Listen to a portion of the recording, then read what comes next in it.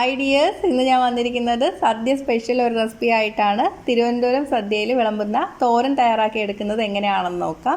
അവലും ഗ്രീൻ പീസും കൊണ്ടാണ് ഇത് തയ്യാറാക്കി എടുക്കുന്നത്. വളരെ എളുപ്പമാണ്, നല്ല ടേസ്റ്റുമാണ്. സദ്യക്ക് തലേ ദിവസമൊക്കെ തയ്യാറാക്കി വെക്കാൻ പറ്റിയ റെസിപ്പിയാണ്.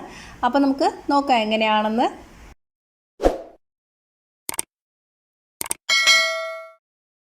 അപ്പോൾ ഞാനിവിടെ തോരൻ തയ്യാറാക്കാൻ വേണ്ടിയിട്ട് 1/4 കപ്പ് ഗ്രീൻ പീസ് കുറച്ച് ഉപ്പും മഞ്ഞൾപ്പൊടിയും ഇട്ട് വേവിച്ചെടുത്ത് വെച്ചിട്ടുണ്ട്. ഗ്രീൻ പീസ് ഉടഞ്ഞു പോയിട്ടില്ല, പക്ഷെ നന്നായിട്ട് വെന്ത് വന്നിട്ടുണ്ട്. കൈകൊണ്ടൊന്ന് ഉടച്ചു നോക്കിയാൽ കണ്ടോ, നന്നായിട്ട് വെന്തിട്ടുണ്ട്. ഇതുപോലെ തന്നെ വേവിച്ചെടുക്കുക. ഇനി നമുക്ക് വേണ്ടത് 1/4 കപ്പ് തേങ്ങയാണ്. നിങ്ങൾ ഏത് കപ്പിലാണോ ഗ്രീൻ പീസ് അളന്നെടുത്താൽ ആ കപ്പിൽ തന്നെ എല്ലാം അളന്നെടുത്താൽ മതി കേട്ടോ. 1/4 ടീസ്പൂൺ മഞ്ഞൾപ്പൊടി, 1/4 ടീസ്പൂൺ മുളക് പൊടി, 2 വെളുത്തുള്ളി ചെറുതായിട്ട് അരിഞ്ഞിട്ട് ചതച്ച് വെച്ചിട്ടുണ്ട്. അരിയാതെ ചതച്ച് വെച്ചാലും മതി, തോടോടെ വേണമെങ്കിലും ഇടാം. കഴുകിയെടുത്തിട്ട് ചതച്ചെടുക്കുക. ഇനി ഇതെല്ലാം കൂടി ചേർത്തിട്ട് കൈകൊണ്ട് നന്നായിട്ട് മിക്സ് ചെയ്തെടുക്കുക. ഞാനിതിലോട്ട് ജീരകപ്പൊടി ചേർക്കാൻ മറന്നുപോയി. 1/4 ടീസ്പൂൺ ജീരകപ്പൊടിയും കൂടി ചേർത്തിട്ട് ഒന്നും കൂടി നന്നായിട്ട് മിക്സ് ചെയ്തെടുക്കാം. ഇനി ഇത് മാറ്റി വയ്ക്കാം. ഇനി നമുക്ക് തോരൻ ഉണ്ടാക്കാൻ തുടങ്ങാം. അതിന് വേണ്ടിയിട്ട് ഒരു പാൻ ചൂടാക്കിയെടുക്കുക. ഇതിലോട്ട് 1 ടേബിൾ സ്പൂൺ വെളിച്ചെണ്ണ ഒഴിച്ചു കൊടുത്തിട്ടുണ്ട്. എണ്ണ നല്ല ചൂടായിട്ട് വരണം. എണ്ണ ചൂടായിട്ട് വരുമ്പോൾ 1/2 ടീസ്പൂൺ കടുക് ചേർത്ത് കൊടുക്കുക. കടുക് പൊട്ടി വരണം. കടുക് പൊട്ടി വരുമ്പോൾ ഇതിലോട്ട് 2 വറ്റൽമുളകും 1 തണ്ട് കറിവേപ്പിലയും കൂടെ ചേർത്ത് കൊടുക്കുക. ഒന്ന് ഇളക്കിയതിന് ശേഷം നമ്മൾ തിരുമ്മി വെച്ചിരിക്കുന്ന തേങ്ങ ചേർത്ത് കൊടുക്കുക. തീ ഇപ്പം മീഡിയത്തിലാണ് ഇട്ടിരിക്കുന്നത്. തേങ്ങ നന്നായിട്ടൊന്ന് വറുത്തെടുക്കണം. നമുക്ക് ഈ തോരൻ സദ്യക്ക് വേണ്ടിയിട്ട് തലേ ദിവസം തന്നെ ഉണ്ടാക്കി വയ്ക്കാം. ഒട്ടും കേടായി പോവില്ല.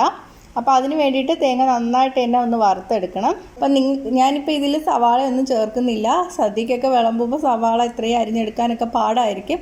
സദ്യക്ക് അല്ലാതെ ഉണ്ടാക്കുകയാണെങ്കിൽ അരമുറി സവാള ചെറുതായിട്ട് അരിഞ്ഞിട്ട് ചേർത്ത് കൊടുക്കുക കേട്ടോ.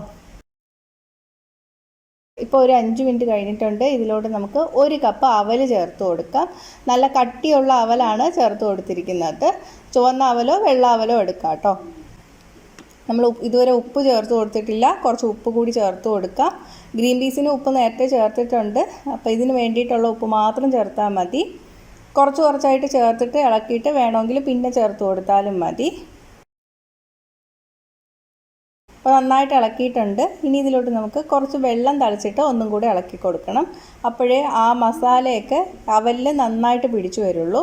കുറേ വെള്ളം ഒരുമിച്ച് ഒഴിക്കരുത്, എന്നാൽ അവൽ കുതിർന്നു പോവും. അപ്പോൾ ദാ ഇതുപോലെ ഒന്ന് തളിച്ചിട്ട് ഇളക്കി കൊടുക്കുക.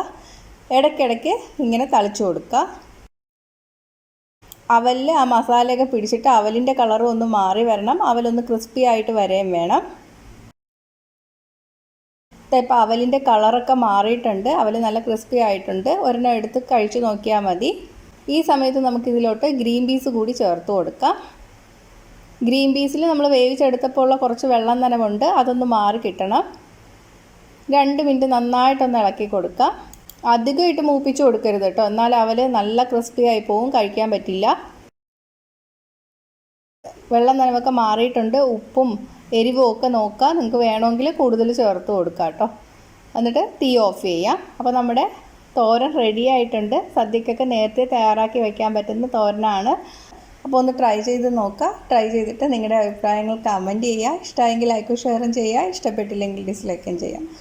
കൂടുതൽ റെസിപ്പികൾക്കായിട്ട് ചാനൽ ഇതുവരെ സബ്സ്ക്രൈബ് ചെയ്തിട്ടില്ലെങ്കിൽ സബ്സ്ക്രൈബ് ചെയ്യാനും മറക്കല്ലേ. അടുത്തൊരു റെസിപ്പിയായിട്ട് കാണാം. ബൈ.